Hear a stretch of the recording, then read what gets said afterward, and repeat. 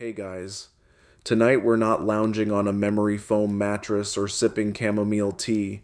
No, tonight you wake on a straw mat soaked in someone else's sweat, bound by a rust flecked shackle to three other strangers who don't speak your language. The air is thick with wood smoke and goat dung. Somewhere, a child is coughing. Your ribs ache from yesterday's fall, and your fingers are already raw before the sun has even risen. You probably won't survive this. So, before you get comfortable, take a moment to like the video and subscribe, but only if you genuinely enjoy what I do here.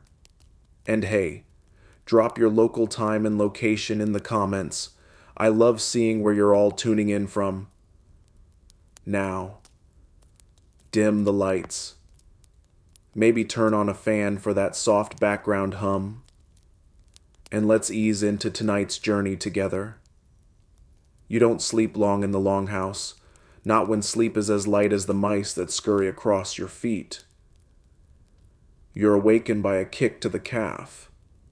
Not hard, not cruel, just businesslike. You blink at the flicker of firelight dancing against the thatched roof beams. It's morning again. No rooster crows here. The rhythm of the day is measured by boots stomping across the packed earth and someone shouting for water. You shuffle forward with the others, careful not to stumble. Tripping means a delay, and delays mean punishment. The man beside you, a Pict, maybe, or a Briton, winces when the chain jerks taut. You don't know his name. You never asked. Names are dangerous. They imply you might see each other tomorrow. The longhouse is awake now, somewhere above your station. The Free family yawns and stretches. They slept on raised wooden platforms draped with furs. Far from the damp floor, you and your lot slept near the entrance, where the cold seeps in freely, and the draft from the smoke hole never lets you forget that you're only mostly indoors. Your first job is water. It's always water. You carry 2 leather buckets out toward the frozen stream. The handles bite into your palms. Your fingers are already stinging from the morning frost. The Norse don't believe in easing into the day. Cold water, cold hands, cold hearts. That's the Viking way, or at least, that's what it feels like when your property, that word slaps harder than any backhand. You are not a person in this household. You are a tool, a thing that fetches, hauls, scrubs, and bows. You wear a tunic that used to belong to someone's dead aunt. It's stiff with old salt and smells faintly of turnips and ash. One of the boys, blonde, red-cheeked, 7 years old maybe, calls you thrall. He doesn't mean it kindly. That's your role. Thrall. Slave. Bought in silver, worth less than a sheep. Though technically, under Norse law, you're more valuable than a sheep. But not by much. Sheep don't backtalk. A mainstream historical fact for you? Most Viking households, especially the wealthier ones, kept at least one slave, sometimes dozens. Slavery was baked into their economy, their worldview, even their cosmology. According to Norse myth, the god Rig created 3 classes of humans, and the lowest, thralls, were destined to serve. You wonder sometimes if the gods really care what class you're in. If Thor thunders for you. If Odin watches when you scrub the latrine bucket.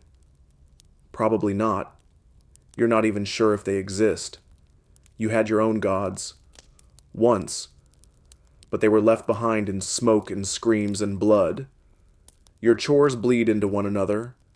After the water, it's firewood.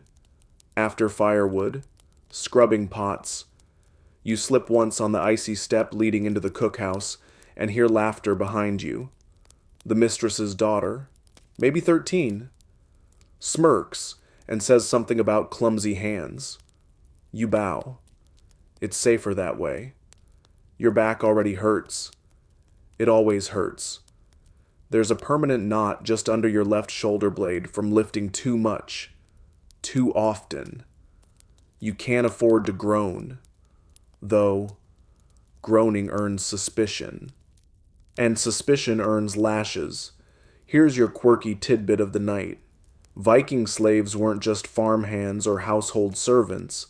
Some were trained in highly skilled crafts, metalworking, shipbuilding, even rune carving.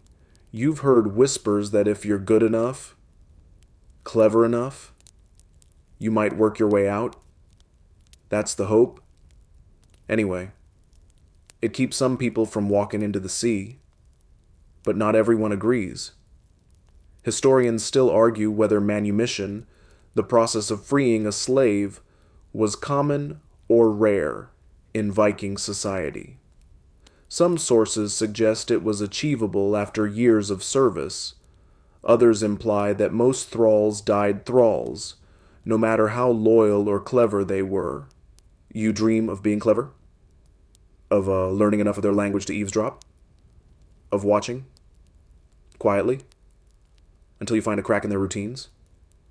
A weakness? A door? Anything?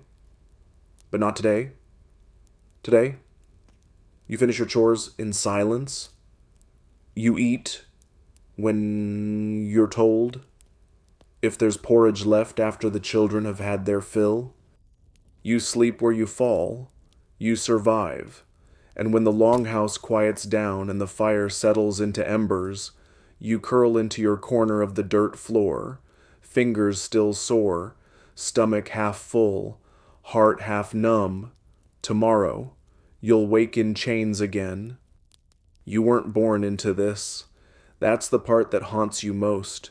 You had a name once, not the barked syllable they use now, not girl, not you there. Your name had soft edges and meaning, something your mother whispered when she tucked your hair behind your ear, before the longboats came, before the smoke. It was a late summer morning, warm and heavy, when the sky tore open with sails. You were gathering herbs. You remember the smell, crushed mint, sun-warmed fennel, dew still clinging to the yarrow, then shouting, screaming, horses, no, feet, hundreds of them, the kind that come off ships. You dropped your basket and ran, but not far, not fast enough. The raid was brutal. They always are. That's the point. Historians still argue whether Viking raids were always calculated, part of a political strategy, or sometimes just bored warriors looking for plunder.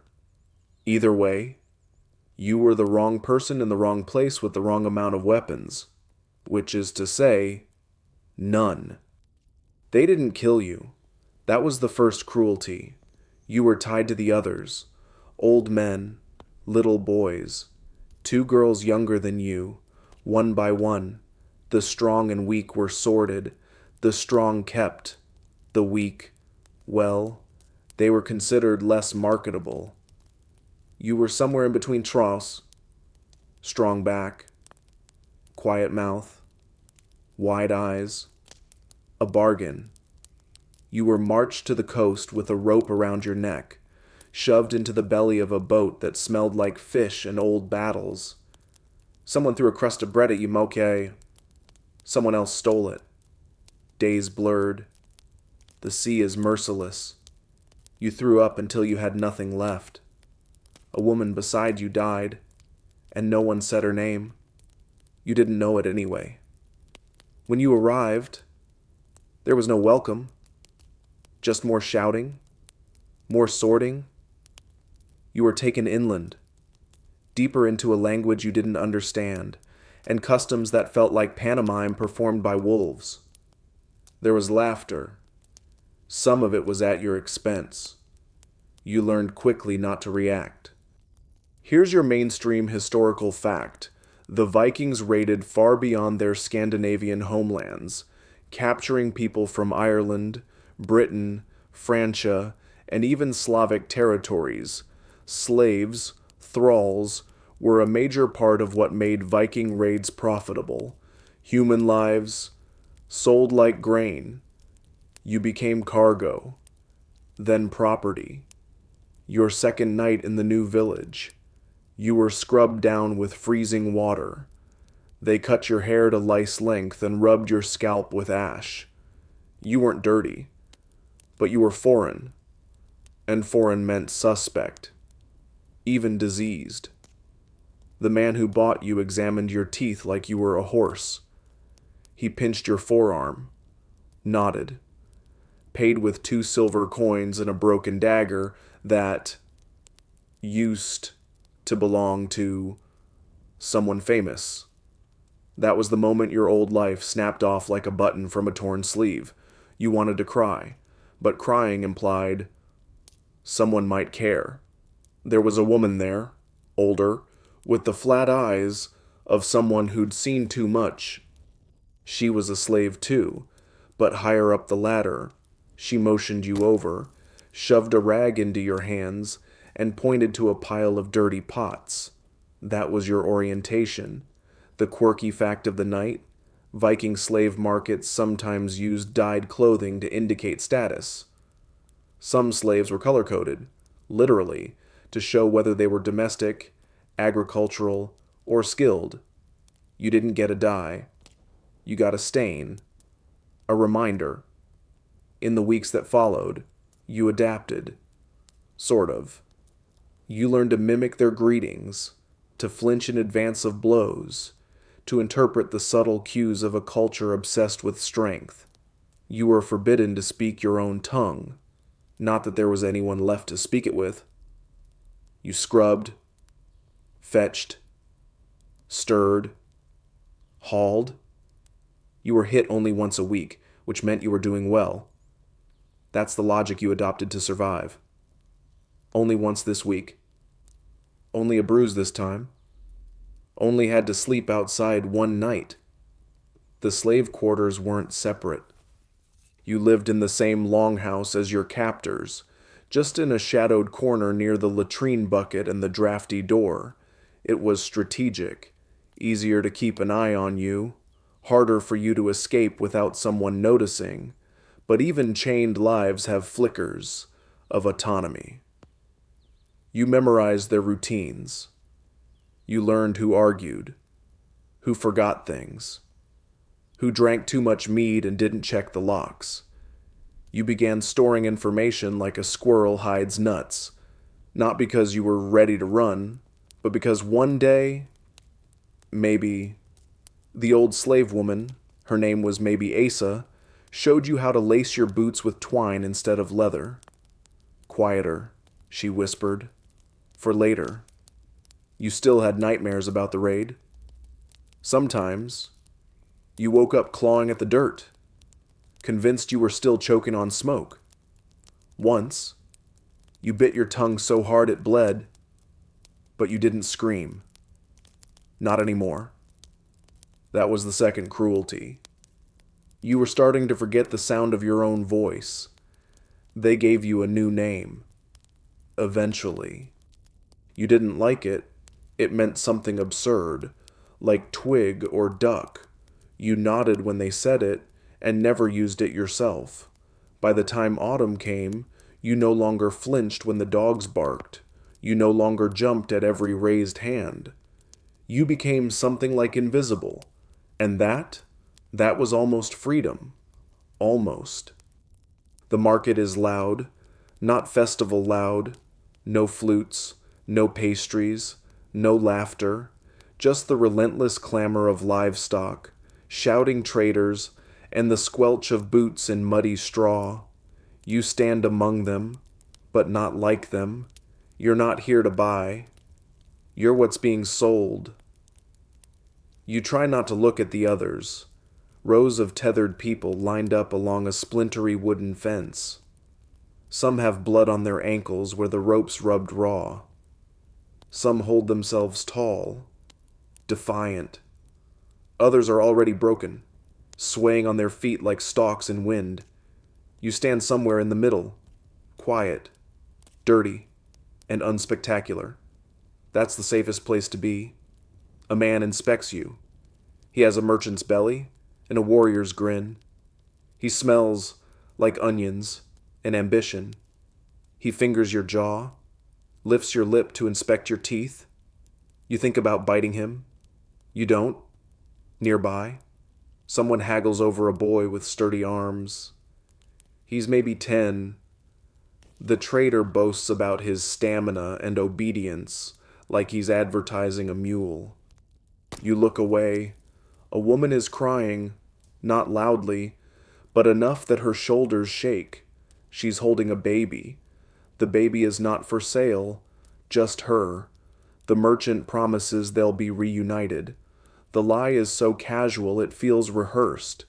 Here's your mainstream historical fact for the night. Viking slave markets weren't underground or secret. They were public events, often held in port towns like Hedeby, Kaupang, or Birka. Entire economies thrived on human trafficking. Slaves were traded for silver, cloth, weapons, even wine. Your wrists are bound, not because you're dangerous, but because appearances matter. A well-tied slave looks more manageable, more valuable, like fresh fruit tied up with twine. One merchant even spritzes water on his stock to make them seem more robust. You feel like a vegetable in a produce aisle. Your merchant tries to sell you as a weaver, though you've never touched a loom in your life. You say, nothing. Lying doesn't matter. If the buyer is disappointed later, they'll take it out on you, not the seller, and then it happens. A new hand, a transaction, 2 silver coins, a nod. Just like that, you're someone else's problem. You're walked away from the market with a rope around your waist. Your new master isn't cruel, yet, but he doesn't speak to you directly.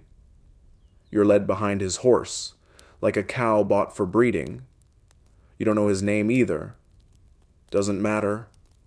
He'll be he, until proven otherwise. Here's a quirky little historical tidbit. Some Viking slave sales came with warranties. That's right. If the slave turned out to be sick, weak, or already pregnant, yes, that mattered. The buyer could demand a refund or replacement. People were livestock, and livestock came with terms and conditions. You try not to stumble on the rocky trail. Falling now would be humiliating.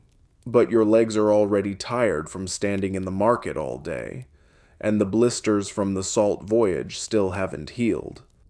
You limp as gracefully as possible. Hours pass, maybe days. You stop counting. Every sunrise feels like a dare. Every sunset feels like a warning.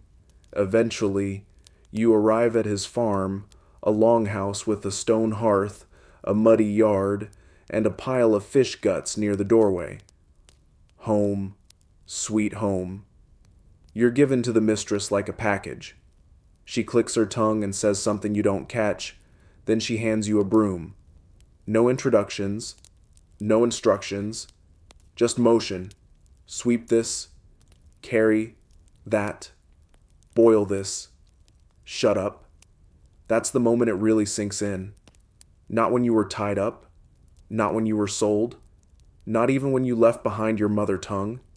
It's here, in the numb repetition of meaningless tasks, that you realize what you are now. Background noise. You're not expected to speak, not expected to think, just perform. Historians still argue whether Viking slavery was purely economic or also symbolic. Was it about labor, or was it about asserting dominance? Was owning a slave about what you gained, or about proving your place above someone else? Either way, the outcome for you is the same. You work until your hands go numb. You eat scraps that even the dogs sniff first. You sleep on the cold ground near the goats, and still, you're watched like a thief. But you learn. You learn which corners to cut, how to carry the firewood in fewer trips, how to breathe shallowly when near the smoke hole to avoid coughing fits. You learn the rhythm of this place. You also learn who's cruel for sport. The mistress's son likes to flick ashes into your hair. The old cook, half blind and full of vinegar, throws pots when she's angry, which is often, you dodge well. Most days, the master rarely speaks to you, but when he does, it's to give orders or reprimands. His boots are always clean. You notice that. It becomes a quiet obsession.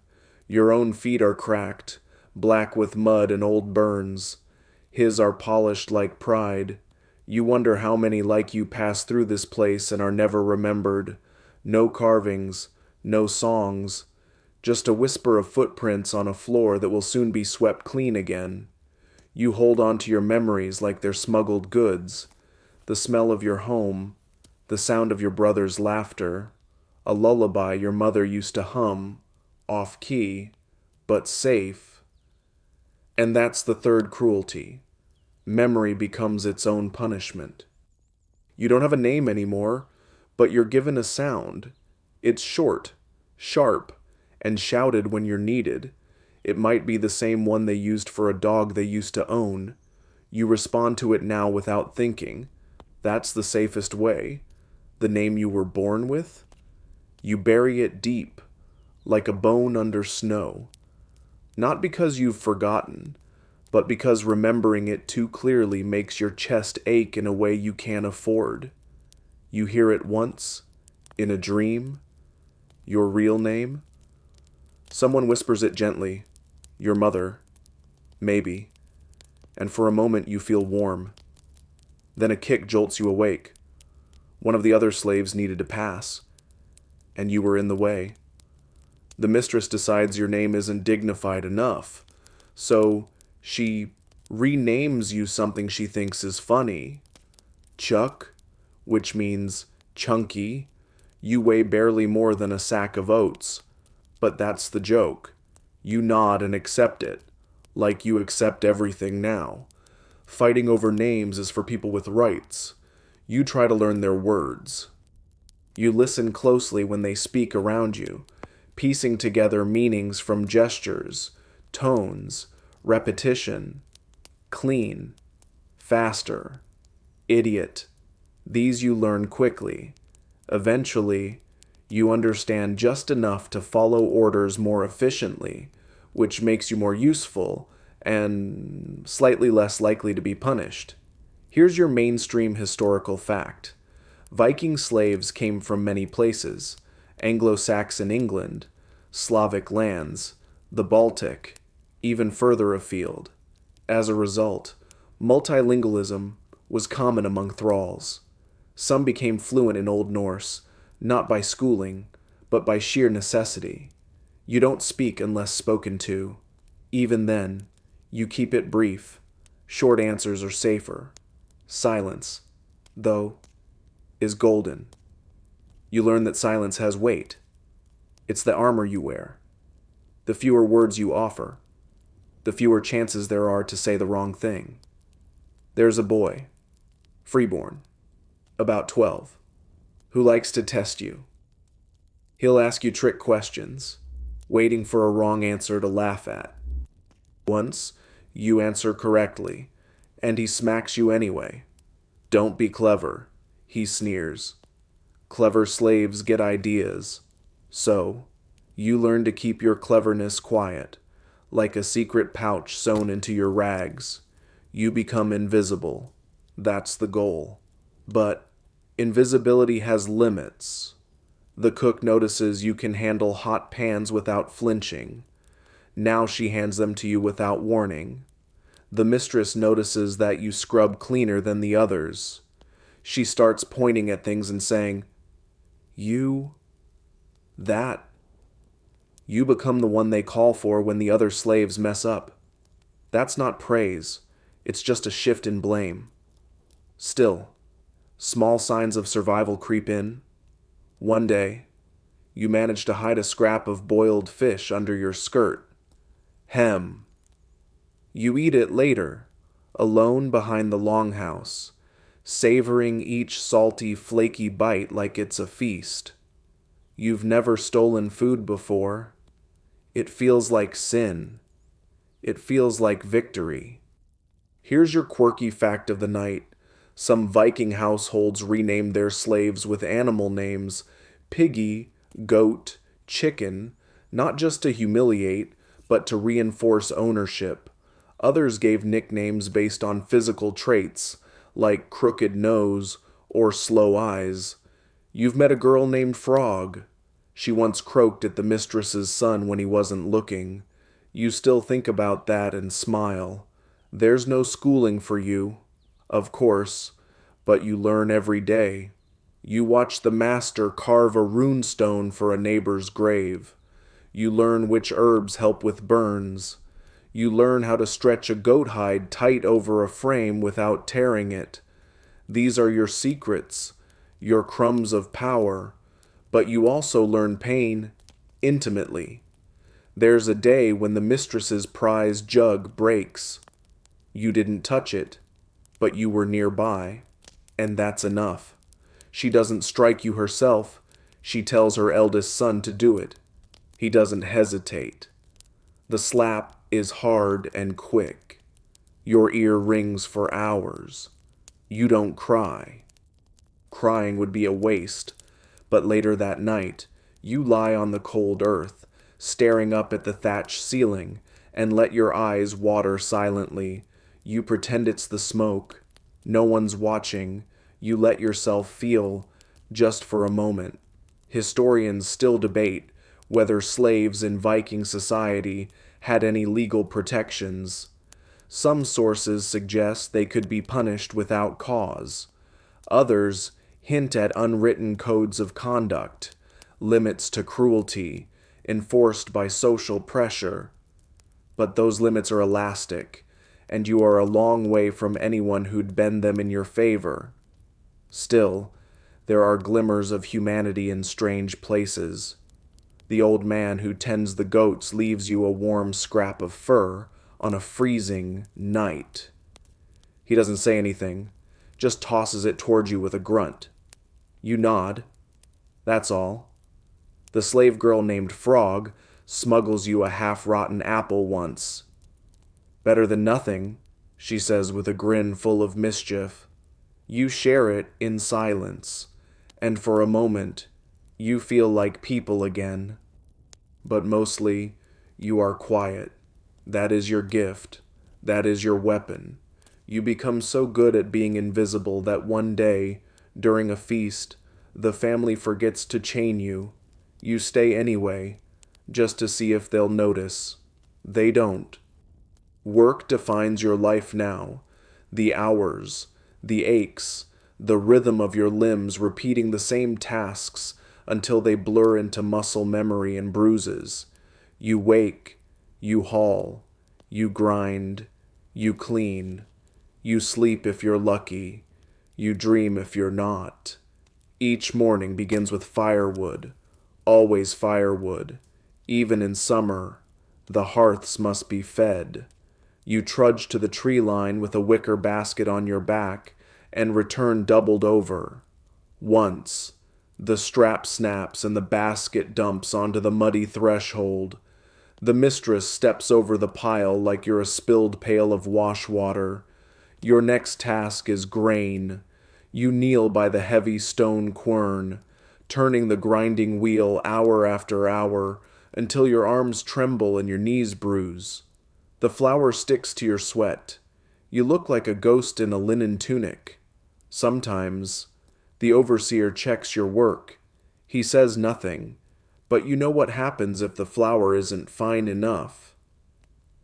The last girl, who left it coarse, got a mouthful of it, then spent 2 days locked outside. In the rain, you haven't seen her since. You work through the day, through cramps, through blisters. You swallow pain like porridge, thick and tasteless but necessary. You learn to hold your breath when you clean the latrine bucket. You learn to chew slowly to make the scraps last. You learn not to make eye contact with the mistress's youngest son, who enjoys watching you flinch. Here's a mainstream historical fact. Viking slaves did most of the domestic labor, cooking, weaving, child rearing, farming, animal care. They were expected to work from before sunrise until after dark. Some were trusted enough to manage entire households, but they were still slaves, no matter how competent. You are not trusted, not yet, but you're not under constant supervision either, which is its own kind of dangerous freedom. You begin to notice things. The mistress drinks too much mead on feast days and talks louder than she should. The cook hides dried apples in the chimney for herself. One of the farmhands, a freeman with missing fingers, flirts with the stable girl when no one's looking. These observations become your currency, worthless now, but maybe not forever. You also learn how to steal moments, not objects, those get you killed, but moments. A pause by the fire when no one calls your name. A second cup of thin broth when the pot goes unwatched. A piece of clean cloth tucked beneath your tunic. You've stopped asking if this makes you bad. You ask, instead, does this make me survive? Here's your quirky tidbit for the night. In some Norse sagas, slaves are mentioned only by their chores. They have no names, no dialogue, just verbs. He fetched water. She ground the barley. It's as if their existence was measurable only by the tasks they completed. You think about this sometimes, wondering if your story will ever be told, and if so, will you be a who or just a what? There's another thrall in the longhouse, an older man with a crooked back. He rarely speaks, but when he does, it's in riddles. Once, while you were plucking feathers from a goose, he whispered, "The goose honks because it knows the blade." You're still not sure what that meant, but you haven't looked at poultry the same way since. Food is routine. Gruel, mostly thick, gray, and gummy. Sometimes fish, if the catch was good. Once, on a feast of Yule, you got a bite of roast lamb. You held it in your mouth for so long someone slapped you, thinking you were refusing to swallow. You weren't. You just didn't want to forget the taste. And you listen. Always. In the evenings. When the household gathers around the fire, you kneel by the wall and pretend to be scrubbing or sewing. That's when the gossip flows. Who's marrying whom? Who owes silver to a neighbor? Which freeman was caught stealing from the communal grain? You learn things. Historians still argue whether Viking thralls had agency, whether their silence was submission or strategy. You know your answer. You aren't obedient because you believe in the system. You're obedient because you're biding time, because you need to live. One night, you hear a rumor. The Jarl of a neighboring settlement freed a slave after 20 years of faithful service. The room buzzes with disbelief and envy. Some say it's true. Some call it a lie. You say nothing, but you remember the name of that Jarl, just in case. You finish your day by sweeping the hearth. Ashes cling to your sleeves. You smear one across your forehead by accident, then leave it there. Let them see soot instead of your face. The more you look like part of the scenery, the better. At night, when everyone else sleeps, you stay awake just a little longer, listening to the snores, the creak of the roof beams, the distant howl of wolves beyond the trees. The world is quiet, and in the quiet, You remember your real name. You whisper it once into your cupped hands. No one hears. No one ever does. But you do. That's something, even in the lowest corners of the longhouse, there's a hierarchy. You learn this the hard way. The slaves aren't one solid group. There's no camaraderie blanket, no shared trauma cuddle. Instead, there are cliques, rivalries, unspoken rules you don't understand until you've already broken one. You spoke too soon once, sat too close to the hearth another time, took the cleaner ladle for your gruel.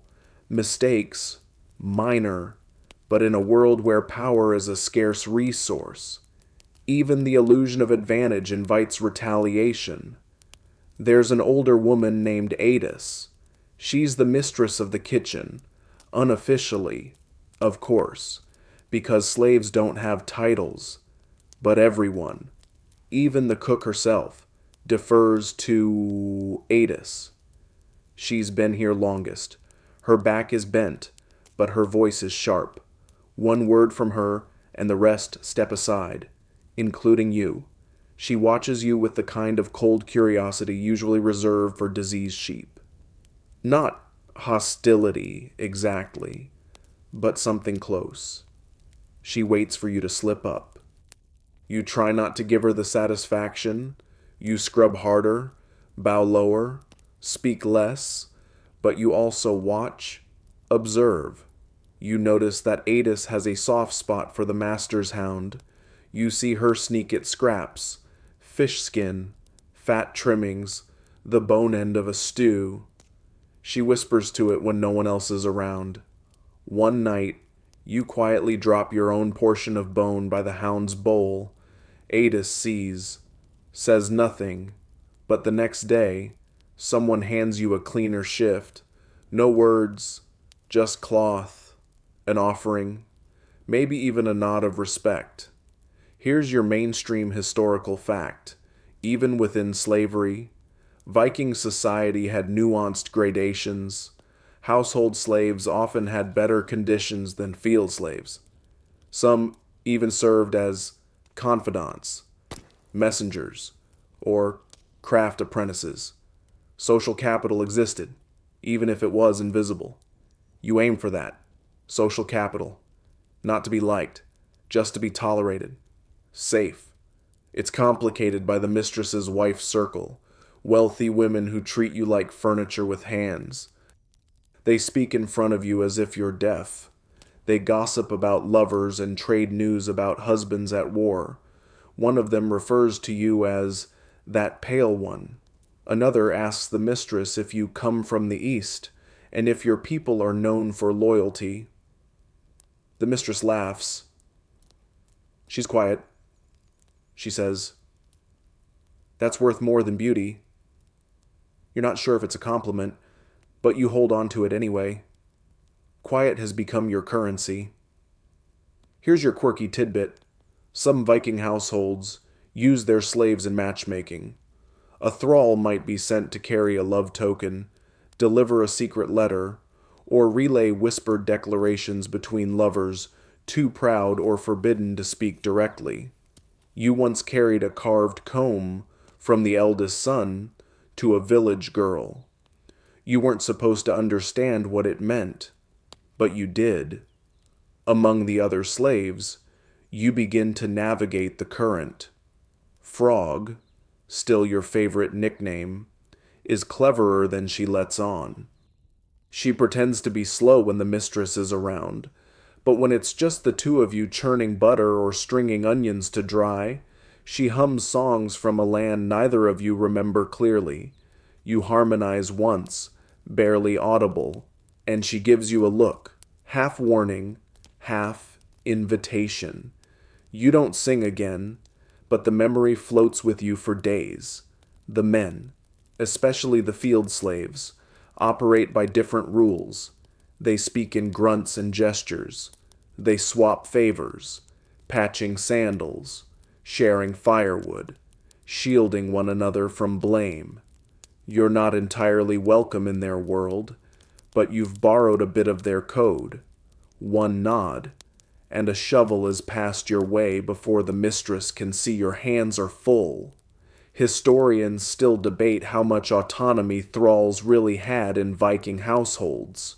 Some argue they formed their own subcultures, complete with customs, rituals, even informal leadership.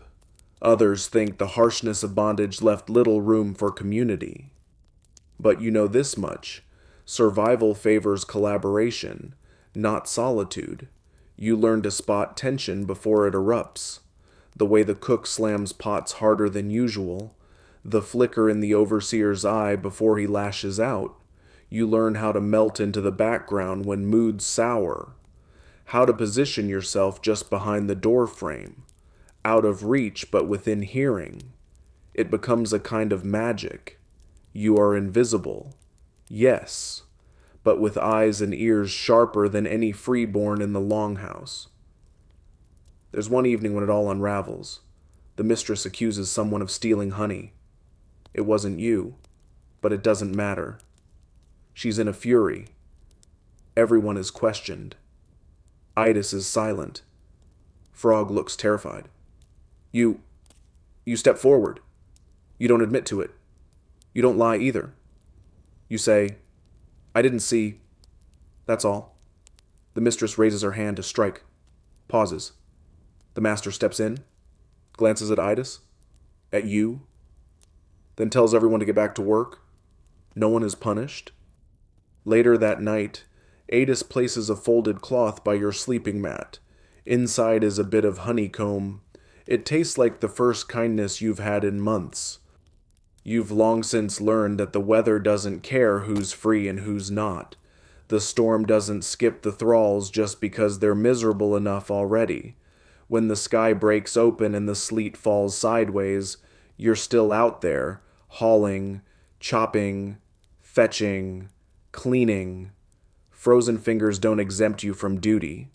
Today, it rains needles, not the soft spring kind. This is Viking rain, icy, slanted, and sharp as broken flint. You're tasked with fetching kindling from the woodpile behind the shed, but the pile's a mush of soaked bark and wet rot. You pick through it anyway, hands stiff, tunic plastered to your back like second skin. The mistress sees you tracking mud back inside and doesn't scold. That's almost worse. Silence from her often means something is brewing. You dry your arms by the fire when you think no one is watching, and Frog tosses you a strip of linen. She's drying her own feet. You glance around, a moment of shared suffering, traded in silence. She mimes wringing out your sleeves, and you obey like it's an order from the gods themselves. Here's your mainstream historical fact. Viking settlements in Scandinavia endured long, harsh winters and sodden shoulder seasons. Thralls didn't rest during these months. Chores continued regardless.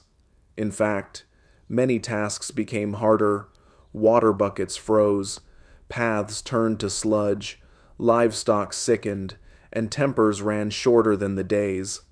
The longhouse gets darker, even during daytime. The smoke hole doesn't provide much light in winter.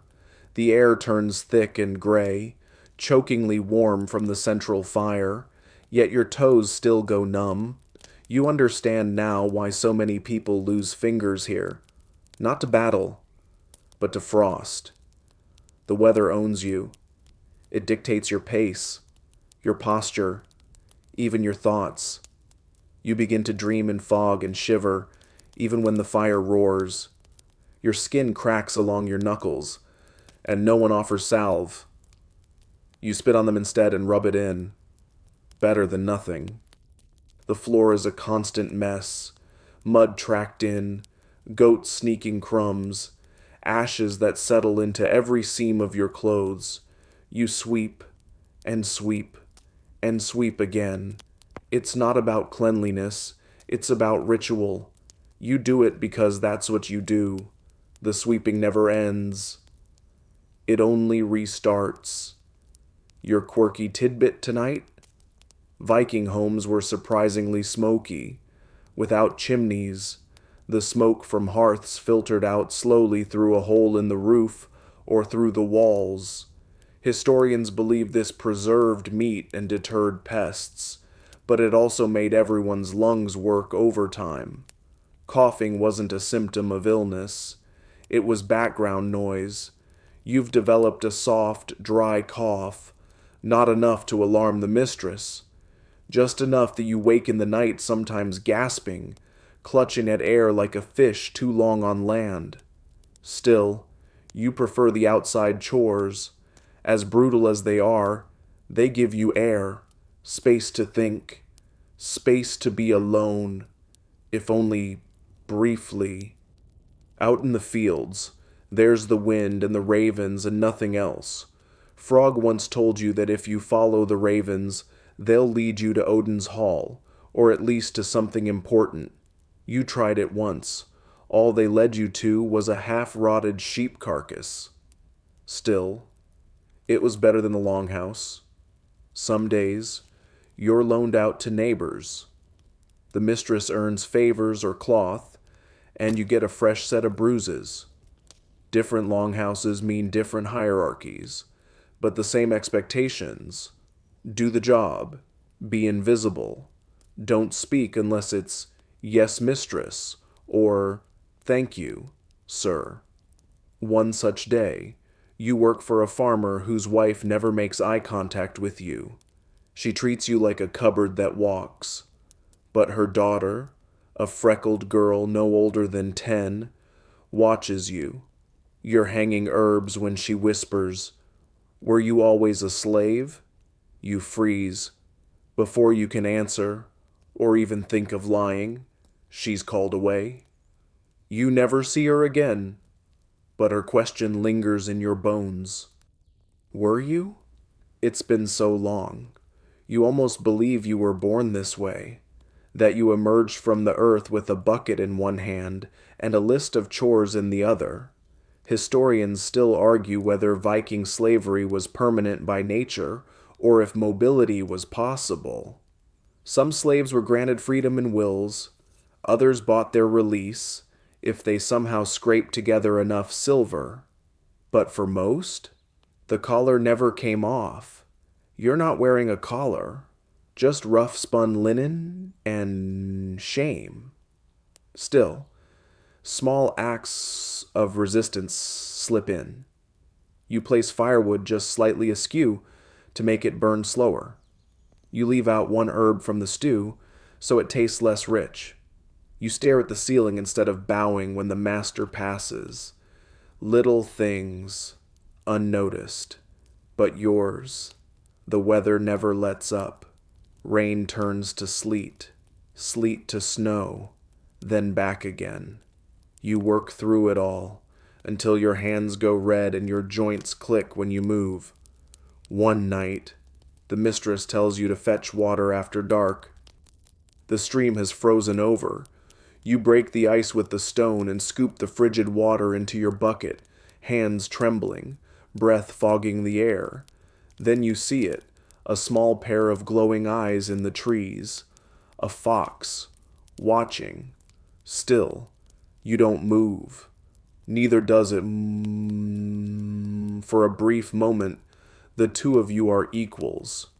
Cold, hungry, hunted in your own ways. You smile. The fox doesn't run. They call them gods, but to you they look like wooden dolls, carved faces, blank eyes, blanker promises. You're expected to bow before them, sometimes to pour mead at their feet, or smear ash on your forehead in their honor. It feels ridiculous. You do it anyway. Not because you believe in Odin or Thor or Freya, but because pretending you do is safer. Because the last slave who refused, an old man with sunken cheeks and a prayer stone tucked in his belt, vanished. No one mentioned him again, not even Adis.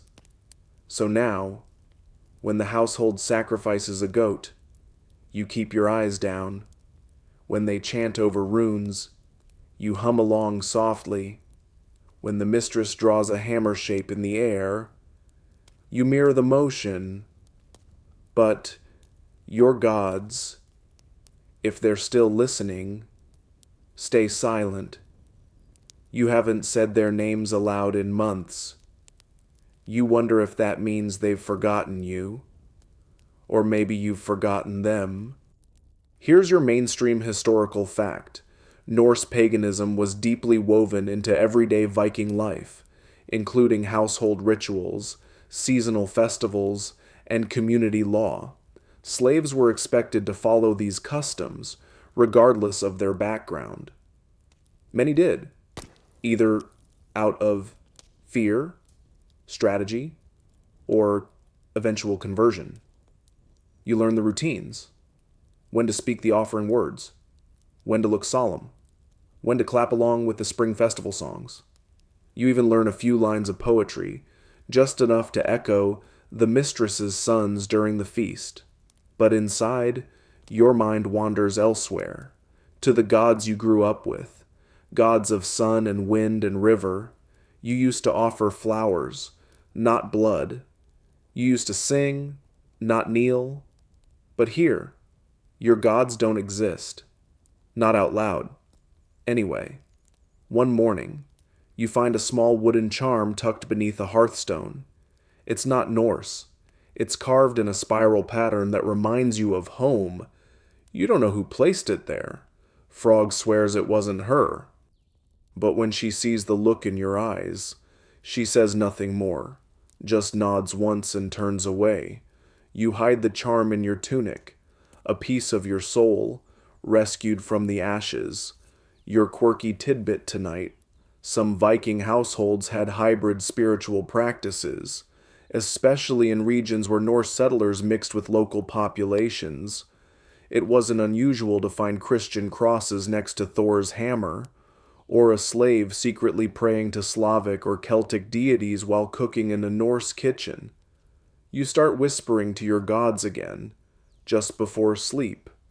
Tiny, breathless prayers. You don't ask for freedom, just warmth, maybe a dream that isn't about mud and ash and fists. Itis catches you once, eyes shut in the corner, fingers tracing a symbol on your palm. She says nothing, but she places a sprig of juniper next to your mat that night. Protection, if you know the meaning, which you do. Still, your captor's gods loom over everything. On feast days, they paint the statues red with animal blood.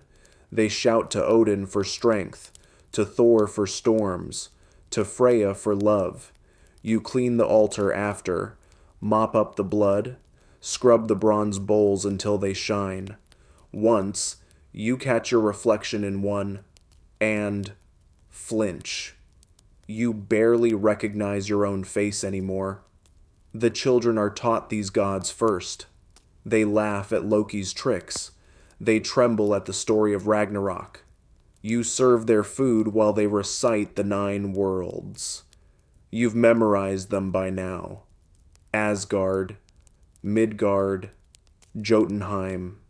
You could pass for a believer if you ever get the chance to lie to someone who matters. Historians still argue whether Norse religious life was truly spiritual for the average Viking, or simply performative, a way to reinforce clan identity and social order. For you, it's performance, a survival ritual, one of many, but religion isn't just gods, it's power. You see that now? Who gets to speak to the gods? The freeborn. Who gets buried with grave goods? The masters. Who gets sacrificed? If things go badly? Well, in certain parts of Scandinavia, it wasn't always animals. You try not to think about that when you hear whispers about an upcoming midsummer ritual. The fields are dry, the cattle thin. The mistress talks about appeasing the gods.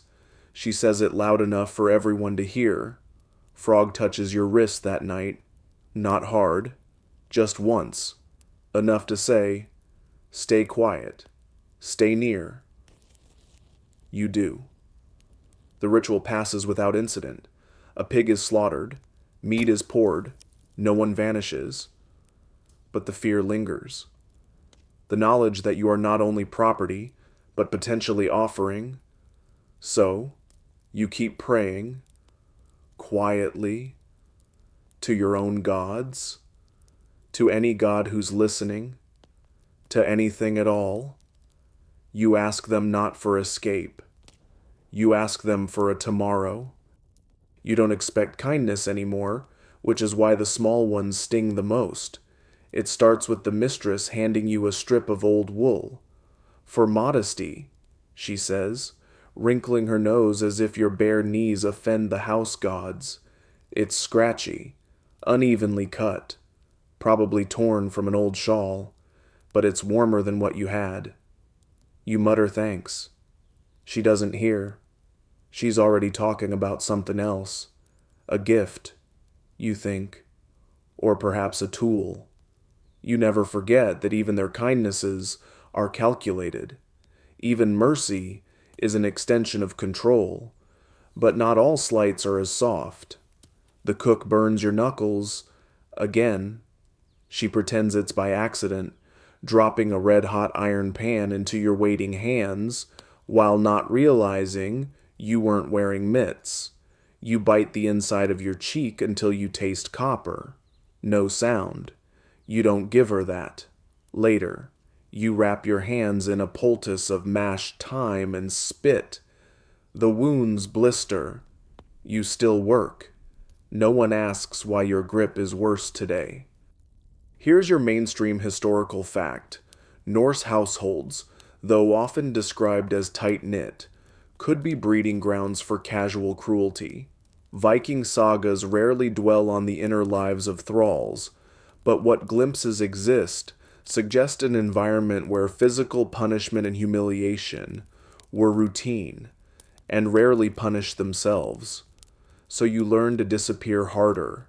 You make your steps quieter, your speech shorter. You try to anticipate everything.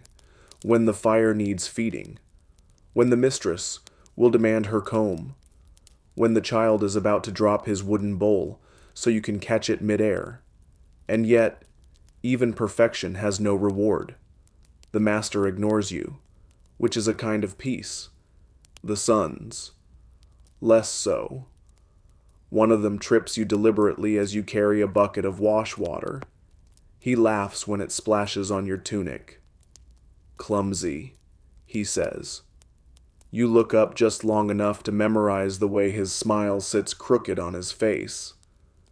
You won't forget it. But it's not all bleak. Evenings sometimes shimmer with strange softness. You crouch by the hearth, pretending to sew a ripped sleeve, and listen to the stories drifting from the benches above. Tonight, it's about Thor and his hammer.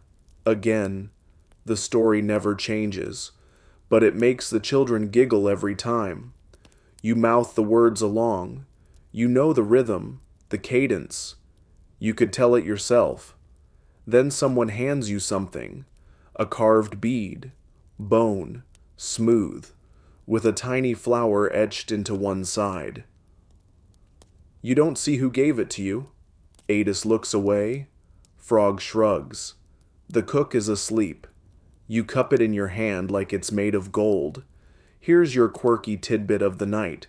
Slaves in Viking households occasionally receive small tokens. Carved beads, scraps of jewelry, runes on wood, as subtle gifts. Sometimes these were symbols of secret alliances. Other times, they were charms against cruelty, grief, or infertility. But always, they meant someone saw you. The bead lives inside your tunic now, over your heart. You press it when the cold bites too hard, or when your fingers tremble from exhaustion. You imagine it hums with the voice of someone who doesn't hate you. You begin to develop small rituals. You stroke the bead 3 times before stepping outside. You count to 7 before speaking to the mistress. You avoid stepping on the third plank by the smoke hole. It creaks, and the creak always seems to precede bad days. Do they help? No. Do they comfort you? Sometimes. Historians still argue whether Viking thralls were allowed to form families. Some say they were forbidden to marry. Others insist they sometimes raised children in the same household that enslaved them. You've seen both. You've seen a woman cradle her baby in one hand and scrub a floor with the other. You've also seen that baby taken away. That's why you flinch when you're reassigned. From firewood duty to child care. The master's youngest is sickly. Pale as cream, eyes too big for his head. He wheezes when he runs and cries when the wind's too loud. The mistress says he's cursed. The priest says it's a test from the gods. You're told to mind him, feed him, watch him. Don't let him die. The mistress says, not even looking at you? At first, the child hates you. He throws things, bites, tells his brothers that the slave smells like goat. He's not wrong, but after a week, he softens. You braid his hair when the nurse forgets. You hum him to sleep with half-remembered lullabies from your old life. One morning, he reaches for your hand. His fingers are sticky with honey. You don't pull away. No one praises you. But the mistress doesn't reassign you. That, in this world, is high praise. You sit with the child by the hearth, and he rests his head on your knee, and for the first time in many months, your hands stop trembling, just for a moment. The boy doesn't speak much, and when he does, it's mostly nonsense. Still, you listen like he's a skald reciting wisdom from Odin himself. His voice is light, warbly, always on the edge of sleep, like the words are too tired to fully land. He likes to trace your fingers, perhaps fascinated by the rough calluses, or by the scars you don't remember getting. Once, he presses a smear of ash on your knuckle and declares it a dragon's bite. You don't correct him. If this life has dragons, let them be invisible and poetic. You carry him on your hip now, even when your own body aches. He's small, but his weight is a reminder of responsibility, of consequence, of strange, inconvenient affection. You don't want to love him. You do anyway. The mistress watches from a distance. She doesn't scold, doesn't praise, just squints, as if trying to decide whether you're a threat or a convenience. That boy is your shield now. So, you keep him alive with honey water, soft roots, and the occasional spoonful of broth when no one's looking. Here's your mainstream historical fact. Viking slaves often doubled as child rearers and wet nurses. They were expected to care for their masters' children with unwavering attention, yet could be discarded or blamed the moment a child fell ill. Loving a child you didn't own was one of the quietest forms of bravery. One night, the boy coughs until he can't breathe. You bolt upright, cradling him while Idas brings a bundle of herbs and hot stones. The mistress weeps in the corner. The master curses the gods. You sit there for hours with the boy on your chest, breathing against your ribs, like a sparrow trapped in a box. He survives. No one thanks you.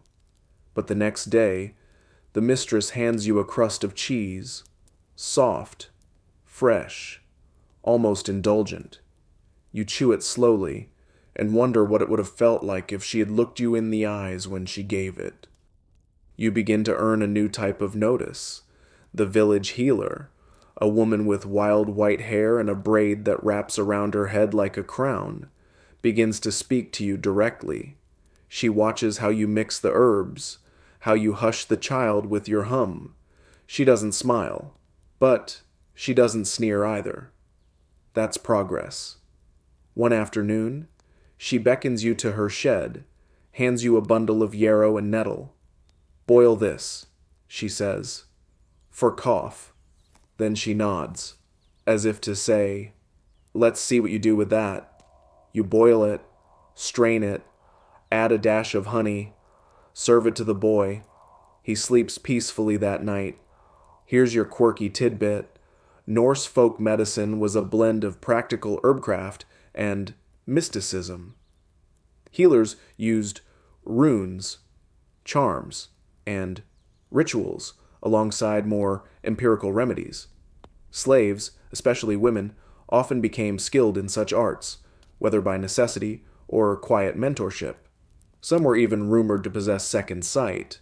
You're no sorceress, but the village whispers more when you walk past now. The slave girl, they say. The one with the hands. A few call you lucky, others call you cursed. You prefer cursed. It's less likely to invite attention from the mistress's sons. Still, even this small recognition is dangerous. The line between useful and too visible is thinner than the boy's ribs.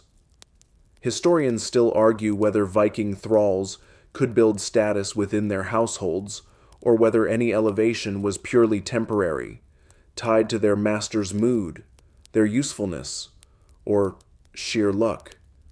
You've seen how fast fortunes turn. A spilled cup, a bad night, a broken comb. That's all it takes. So you walk carefully. You don't speak unless spoken to. You don't linger after chores. You hide your bruised hands under your sleeves and never speak of the boy's tears at night. He clings to you like a second shadow, and you let him. One day, he tries to say your name, not the one the household uses. Your real one. You flinch. You don't know how he learned it. Maybe he heard you whisper it in sleep. Maybe Frog told him. Maybe, somehow, he just knew. He says it wrong. Of course. A soft mangling. But it's close enough to make your breath catch. You hush him, gently, stroke his hair, and you don't correct him. That night, as you clean the hearth, the mistress looks at you longer than usual. You're not just a slave anymore, she says, as if it's a compliment. It isn't, but you nod, and you keep cleaning. There's no trial, there's no jury, just the noise of a bucket tipping and the world unraveling in the time it takes warm milk to soak into a wool rug. The boy knocked it over. Everyone saw. Everyone knew. But the mistress was in a mood, and the boy cried and pointed at you. You said nothing. She didn't shout. She didn't accuse. She just told you to follow her to the yard. Outside, the wind bit hard. The world had frozen over again, as if the gods themselves were holding their breath. You stood there, arms at your side, waiting. She picked up the switch herself. No delegation this time. 5 lashes across the back. Controlled. Methodical. Like she was measuring flour. You didn't cry. Not from defiance. From calculation. Crying would humiliate her. Make her angrier. Better to keep the tears for the goats, who don't ask questions and won't use them against you later. The boy tried to hug you afterward. You flinched, not because of pain, but because you didn't want to forgive him so easily. He was just a child. You were just a slave. Here's your mainstream historical fact. Viking law codes did not grant slaves the right to testify in court. Their word meant nothing unless supported by a freeman. They could be punished arbitrarily, even executed, for crimes as minor as theft or disobedience. No recourse, no appeal. You return to the longhouse that night and find Frog has folded her only spare shift and placed it on your mat. It smells of pine and soot. You wear it anyway. Later, Adis hands you a sliver of dried fish, wrapped in a leaf. She doesn't speak. She doesn't need to. The others saw, and, though no one dares to speak aloud, something shifts. Among the thralls, you've just passed an invisible test. Survival doesn't earn medals here. It earns you silence, gestures, and, once in a while, a better spot near the fire. You sit with the boy again 2 nights later. He nestles into your arm like nothing happened. You hate how easy that is, and love it, and hate that you love it. You begin to think about justice, not as a concept, as a tool, as something people talk about when they already have power. You remember a girl in your village who used to shout about fairness. You can't recall her name, just her laugh, loud, free. Where is she now? Probably here, somewhere, in someone else's tunic, with someone else's name. Historians still argue whether Viking slaves could ever seek redress. Some rare documents suggest that freed thralls could sue their former masters, but good luck surviving long enough to earn your freedom, let alone hiring a law speaker willing to hear your case. So instead, you keep your head down, watch, learn. You learn the rhythm of the master's moods, the way his voice tightens before he strikes, the mistress's tells, the way she wipes her hands on her apron when lying. The oldest son has started limping, likely from sparring. That could be useful someday. Weak ankles often are. One morning, you overhear a legal argument between 2 visiting jarls in the Great Hall. They're talking about land boundaries, inheritance, and something called Carl privilege. You pretend to scrub the table, ears wide open. Here's your quirky fact. Viking legal codes included elaborate categories for social rank. Jarls, carls, thralls. Even among free men, status was a ladder with endless rungs. The law recognized your blood, your wealth, your deeds, but never your humanity if you were a slave. The boy interrupts your eavesdropping by throwing a wooden horse across the room. You retrieve it. He grins. You're the strongest person in the world, he says, mouth sticky with porridge. You almost believe him. You want to believe him. You tuck that into your chest and carry it like armor. And then, one day, the girl named Frog is gone. No warning. No explanation. Her bed is empty. Her things, what little she had, are already burned. She stole something, Adis mutters, or ran, or both. You think of her half-songs, her slow smile, her absurd croak of a laugh. You wonder if she made it, if she slipped away into the forest with enough dried meat and guts to cross the hills, or if she was caught, or if she never even left and is now buried in a pit behind the goat shed. You don't ask. You can't. But that night, you light a sliver of tallow and press your bead to your lips. For Frog. For you. For anyone who ever dared to imagine a life beyond this fire, this floor, this name. Harvest season shifts everything. The chores multiply. The expectations rise. But so do the opportunities. With the fields demanding all hands, the usual scrutiny eases. You're sent beyond the fences, into open air, golden barley swaying like a sea. The wind no longer muffled by smoke-thick walls. Out here, you breathe. Not freely, not fully, but better than before. You're not alone. Dozens of thralls and freemen toil beside you, bent like question marks across the field. The sickles sing in rhythm, and the grain falls in neat arcs. It's backbreaking, wrist-aching work, but it's different. You're not under the mistress's eye. You can speak in low tones, look around without a cuff to the ear, even smile if no one important sees. And the gossip, oh, the gossip is rich. Whispers flow more easily than the mead ever did. Someone says a thrall from another village escaped and made it to the coast. Someone else claims a freeman's wife was caught sleeping with a blacksmith. You hear about a jarl's daughter who paid her thrall to carry love notes and how it ended in exile. One story sticks. A man, once a slave, now owns a boat. He rows out alone, sells fish at the edge of the market, never bows to anyone.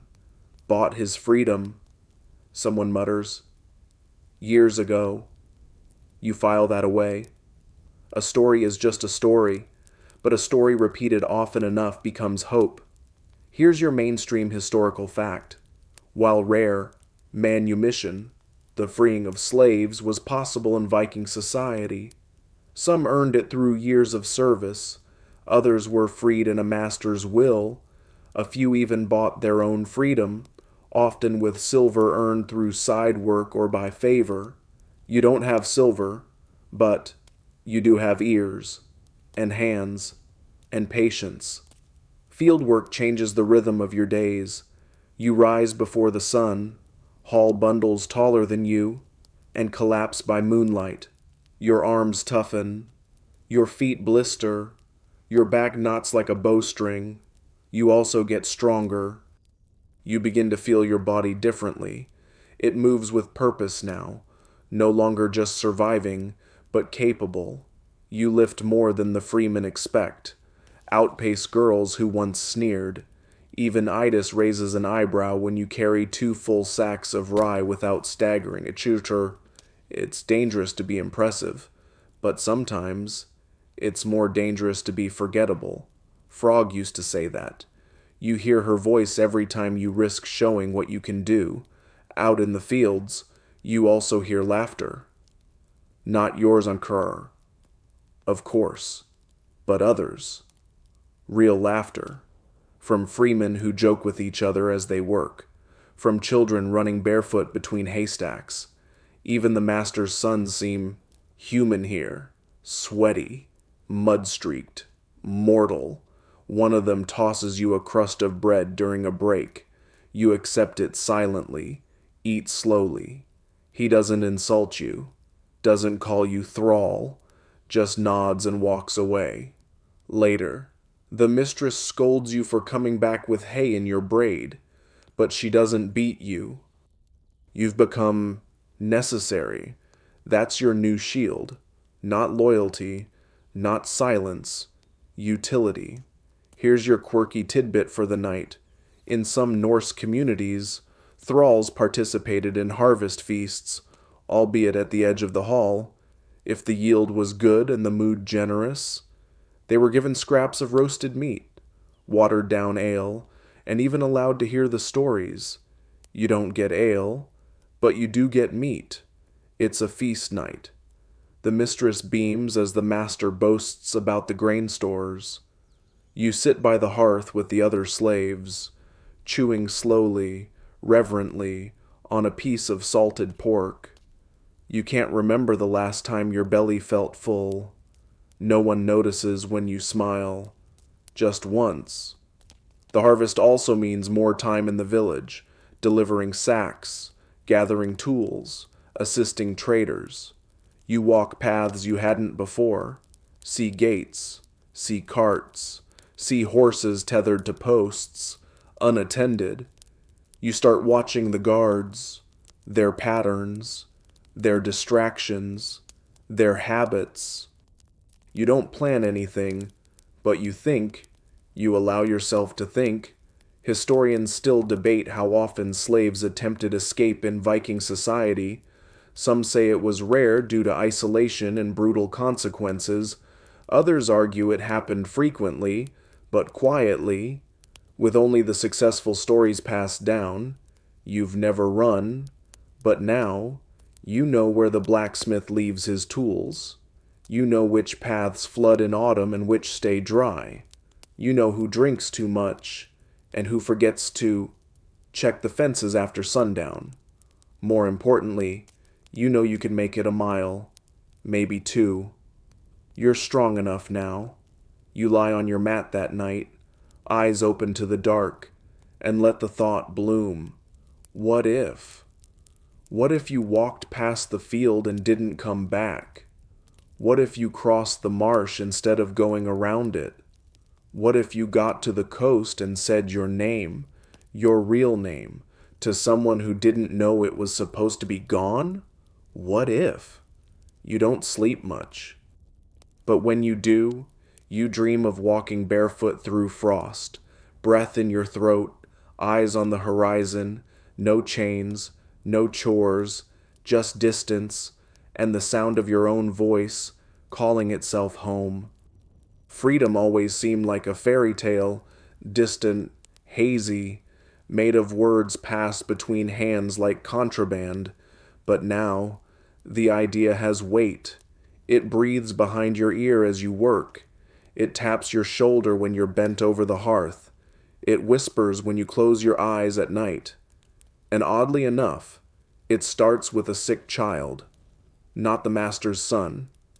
This is someone else, a girl, small, pale, from the neighboring farmstead. The healer is sent for, and she brings you.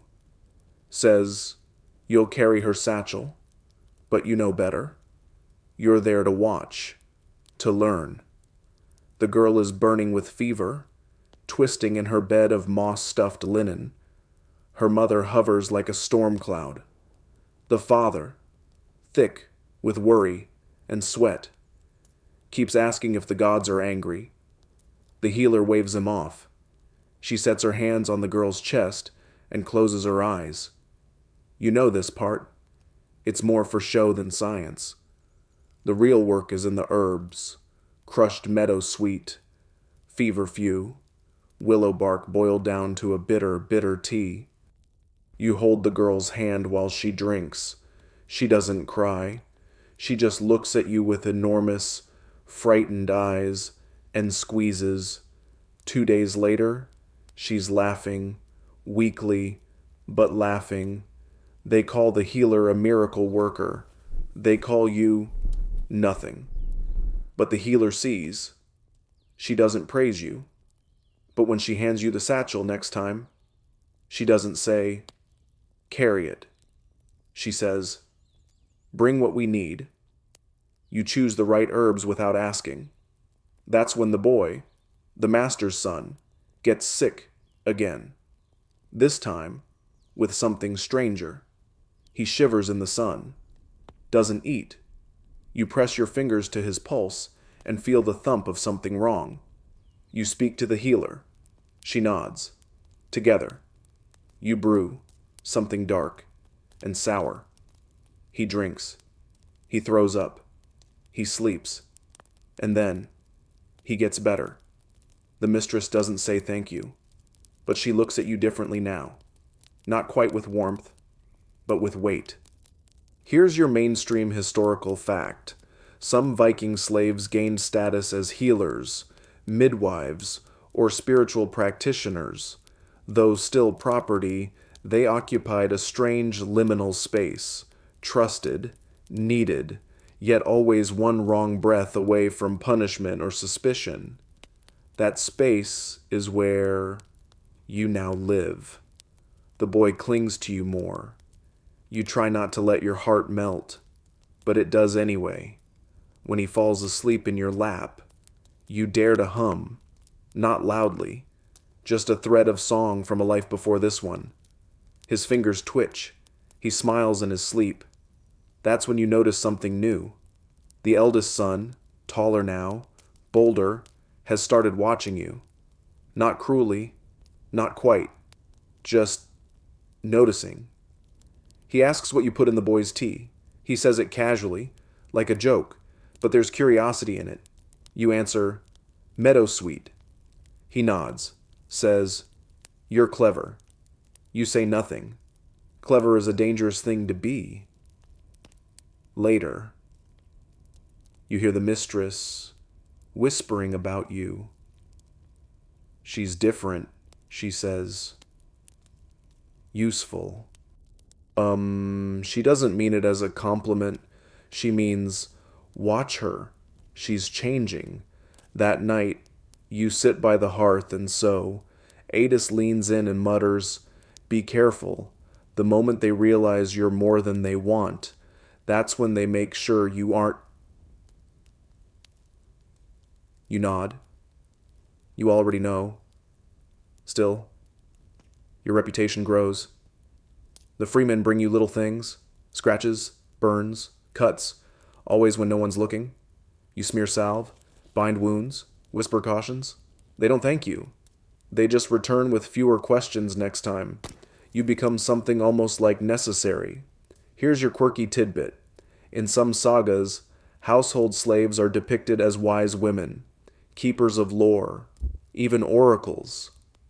Though these stories are rare and often exaggerated, they suggest that certain thralls did command private power, at least behind closed doors. You begin collecting things, not stealing, just gathering what no one notices. A shard of bronze, a piece of wax, a strip of cloth, a fish hook, bits of broken things that could, with imagination, become useful. You tie them into a bundle, hide it beneath your sleeping mat, not for escape, not yet, but for possibility. You still tend the boy, still wake before the rest, still sweep, scrub, kneel, bow. But now you move through the longhouse with the knowledge that you are almost something else. Historians still argue whether slaves could ever truly gain influence in Viking homes, whether trusted slave was just a more gilded version of captive, whether any of it ever translated into actual change. You don't know the answer, but you know this. People now lower their voices when you pass. They ask your opinion on things they wouldn't admit needed deciding. They leave space for you at the fire. That's not freedom, but it's closer than silence. Law, you've learned, is like fire, beautiful from afar, useful in theory, and utterly indifferent to anyone too close. It starts with a voice outside the longhouse, deep and impatient, a guest, a visiting neighbor, perhaps, or someone from the local thing. The Viking assembly. You catch fragments of their conversation, boundaries disputed, cattle stolen, debts unpaid, typical freeman grievances. You hover nearby, pretending to sweep. No one notices. No one expects a broom to be listening. They mention witnesses, oaths, blood price. You file it away. Later, you overhear something stranger. The master arguing with a kinsman. They speak in clipped tones, wary of the children, but not wary of you. His slave, the man says. Can she testify? The master grunts. Not unless another man confirms her word. So? No, then. No. They both glance your way. Not because you're relevant, because you're furniture. Here's your mainstream historical fact. Under Viking law, slaves could not testify in legal matters. Their statements were considered unreliable unless corroborated by a freeman. Even if they were the only witness to a crime, their voice held no legal weight. Justice had a name, but not yours. You chew on that for days. You've seen things, heard worse. You know which freeman lies about his yields, which neighbor secretly hoards iron, which marriage isn't quite as solid as it looks during festivals. And none of it matters, because you're not a person under the law, you're property. Still, law bleeds into your life. You begin to notice how the household shapes itself around it. Who gets first pick at food? Who can strike whom without consequence? Who is expected to bleed quietly? Even among thralls, Hierarchy mimics the world above. Idas might not own anything, but her word still bends others. You watch how she uses it. Never too often. Never carelessly. Words, like knives, dull with overuse. And then something happens. A visiting trader knocks over a milk jug and blames a slave boy, barely 7, dirt on his cheeks, hands too small to have caused the spill. The mistress, furious, demands punishment. The boy stammers. No one defends him? You step forward? I saw it. The trader freezes. You brace for the blow, the curse, the scoffing laughter. But none come, because the master is watching, and so is the healer. And the boy, the child you've nursed, protected, soothed, looks up at you like you've parted the sea. The mistress scowls. She's just a slave. But the master doesn't dismiss you. He doesn't agree, either. He simply says, "We'll speak later." The trader leaves. The boy is spared. You're not punished. You're not thanked. That night, Idas hands you a scrap of cloth dipped in wine. For the tremble, she says. You hadn't noticed your hands were shaking. Here's your quirky tidbit. In some Norse stories, slaves who gained favor were occasionally given partial rights, allowed to speak in informal settlements, or consulted privately on disputes. It wasn't law, it wasn't justice, but it was precedent. The household changes subtly after that. The master doesn't call you by your old nickname anymore, just a short, firm you. And he looks you in the eye when he says it. The mistress pretends you don't exist. The children adore you. One of the older boys, still a brat, asks if you're a half-free now. You don't answer. You're not. But people are beginning to forget that you're not supposed to know things. You start asking quiet questions. Nothing bold. Nothing obvious. What happens if a man dies without sons? Can a freed thrall inherit anything? Who keeps the silver if a master has no kin? People answer without thinking. They don't suspect the broom. Historians still debate whether Viking slaves could inherit property once freed, or if their manumission always came with conditions. Some sagas show freed thralls dying with land and wives. Others suggest they remained second class, never quite part of the freeborn world.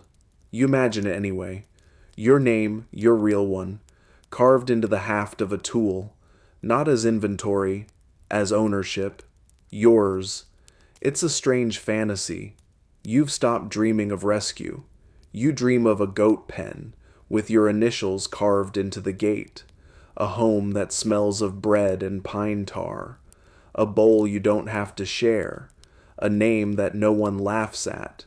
The boy asks one night, "Will you always stay?" You look at his face, soft, in firelight, and lie. Yes, because even if you walk away tomorrow, you'll never be far. You've sewn yourself into this place, into these lives, into a system that doesn't see you as whole, but needs you like air.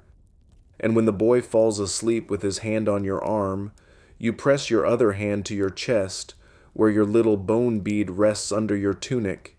You're not free, but you're no longer invisible. The midwife arrives at dusk, smelling of juniper, blood, and rain-soaked leather.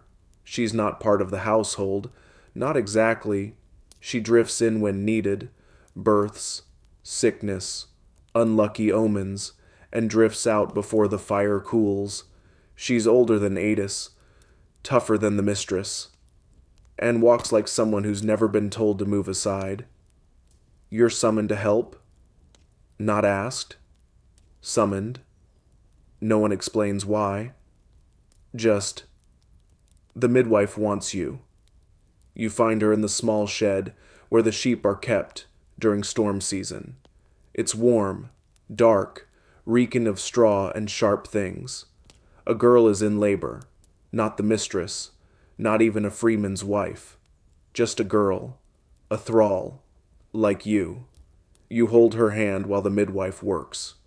You whisper nonsense. Wet her lips with rainwater. Pretend you're brave. The baby is born slick, silent, and red. She slaps it once, twice. Then a cry bursts from its tiny lungs like a bird flapping out of a net.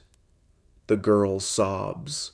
So do you, though you pretend it's just from the smoke. The midwife nods. Good hands, she mutters, meaning yours. She teaches you things after that, not formally, no lessons, no praise, just, here, boil this. Watch for bleeding. Smell that? Bad milk. You learn the signs of life and the warnings of death. She doesn't trust many people, but she trusts you. Here's your mainstream historical fact. Women, especially older women, often held medical authority in Viking communities. Many were midwives, herbalists, or what later Christian chroniclers called witches. Some were respected, some feared.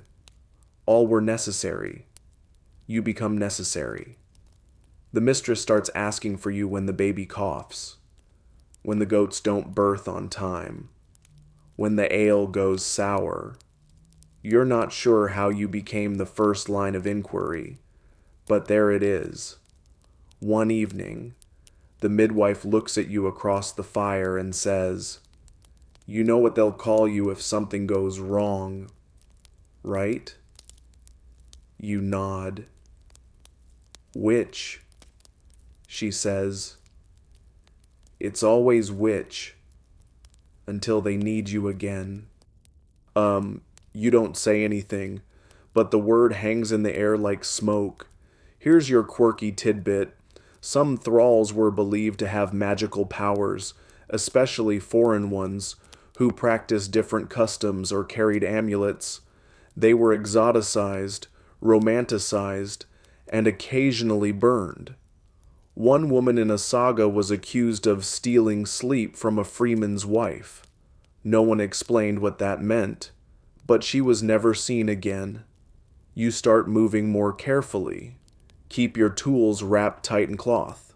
Hide your dried herbs inside bread bins and under loose floor planks. You say prayers under your breath, but only when no one is close enough to hear. The boy watches you mix things and starts asking questions. You answer in riddles. "What's that?" he asks. "Rain in leaf form?" you say. He accepts it. He's still young enough for poetry. The master's second son isn't. He starts noticing the attention you receive, the way people look to you when illness comes, the way the mistress defers, not openly, but still. One night, you find your herbs scattered across the floor, your bone bead snapped in half. A warning. You don't react. You just sweep it up and nod at the wall. Ida sees the empty space on your mat and replaces it the next morning with a piece of carved wood. Not the same, but something. A gesture. A spell of her own. You keep helping, because that's your power now. Historians still argue whether magic in Viking society was feared or respected, especially when practiced by women. Some sources suggest female seers, velvas, were revered. Others hint they were tolerated only until they made someone uncomfortable. You are very close to making people uncomfortable. The midwife leaves you with a pouch of roots and a warning. They'll love you until they fear you. You think about that a lot, but you keep the roots, because love isn't your goal. Survival is. The line is thinner than ever now, between healer and threat, slave and sorceress, woman and something else. You stand at that line every day, balanced like a jug on your head. No one notices. They just take what you offer and ask for more. You never say no, but you always say just enough. One evening, the boy curls into your side and asks, "Are you magic?" You smile and whisper, "Only when no one's watching." He laughs. You don't. The old master dies with a cough in his throat and a coin clenched in his fist. No drama, no flaming longship, just silence and a sudden stillness that creeps through the longhouse like frost. You feel it before you're told, the kind of silence that makes even the dogs whimper. They carry his body out at dawn. The air is thick with incense and peat smoke. The mistress wails, loud and long, for the village's benefit more than her own. The sons gather in wool cloaks, too fine for the mud, nodding solemnly like they're mourning something deeper than inheritance. You're assigned to tend the hearth fire while they hold council. You stir the embers with numb fingers, pretending not to listen. But of course you listen. Who gets what? Which son inherits the farm? The debts? The servants? You? They say it like you're a rug, or a cart, or a sack of winter grain. She goes with the land, one son says. She's the one who kept my brother alive. The other counters. She's too clever for a slave. The eldest mutters. You're still stirring ashes when the mistress says she stays. For now. Here's your mainstream historical fact. In Viking law, slaves were part of a master's estate. Upon death, they could be inherited, freed, sold, or, if local custom demanded, buried with the dead as grave goods, human property, to be redistributed like livestock or axes. You don't know which fate you'll get. You think about Frog, about the girl who birthed in the sheep shed, about the boy who still clings to your hand when the thunder cracks. You think about the fact that your fate is now in the hands of 3 men who disagree about how valuable you are. You sweep, you serve, you say nothing, and you wait. The eldest son is sharp-eyed, cold-mouthed, always calculating. He watches you like you're a puzzle missing a piece, one he'd very much like to find. The middle son is softer. He smiles. Occasionally. He remembers your name, your given name, not the insult they slapped on you when you arrived. You pretend not to notice. The youngest, he's hardly a man. Angry, loud, afraid of silence. He kicks things when no one's watching. You avoid him. Here's your quirky tidbit. In certain Norse funerary traditions, thralls were sacrificed to accompany their masters into the afterlife, especially if the death was sudden or politically charged. Some were strangled, some stabbed, some chose it. Most didn't. You thank the gods, all of them, that the old man died slowly, predictably, no omens, no needs for company in Valhalla. But now that he's gone, the house teeters. The mistress is quieter, diminished. She speaks less, eats less. You suspect she knows she won't rule much longer. Power's slipping through her fingers, and she can't decide whether to squeeze or release. One morning, the sons call you in. Not the whole hall, just a corner of it. They want to know what you know. About healing. About the baby goat born sideways. About the herbal paste you used on the younger boy's rash. They don't ask kindly, but they ask. You answer simply, clearly. You show them your hands. Let them imagine what you could do for them. Historians still debate whether Viking thralls could gain influence through usefulness. Could knowledge create status, or did it merely delay punishment? In your case, the answer is both. The middle son asks if you'd want freedom, if it were offered. You don't answer. Because what would that mean? A hut on the edge of the village? No roof at all? A name in theory, but no land? No kin? No shield wall? Freedom isn't a door. It's a field full of wolves. You leave the conversation unchanged, but their eyes linger as you go. Later, Adis touches your arm. Don't let them know you want anything, she says. Desire makes you predictable. You nod. You've already learned that lesson. The boy, your boy, not by blood but by bond, asks where his grandfather went. To the sky, you say. Will you go too? He asks. You don't say no. You say, not yet. He holds your hand a little tighter. That night, you sit by the fire, staring into the coals. You hear the sons argue in another room. You hear the wind slap the shutters. You hear your own heartbeat. You are still here, and still not yours. Freedom isn't given, not here. If it comes at all, it's carved out, bone slow and blood willing, in the spaces where no one's looking. They start whispering about manumission. The word drifts in like mist, soft, slow, easy to ignore until it clings to everything. It begins with the middle son. He speaks of it hypothetically, while chewing on a piece of salted meat. If we freed her, he says, she could stay, work for pay, take on more. The eldest scoffs. If we freed her, she'd run. I wouldn't, you say quietly, even though no one asked you. But that's not what they hear. They hear you speak, in their tongue, clearly, without bowing. That's the problem. You feel the change immediately, the glances, the second guessing, the weighing of costs. Because a clever slave is valuable, but a clever freedwoman, that's dangerous. Here's your mainstream historical fact.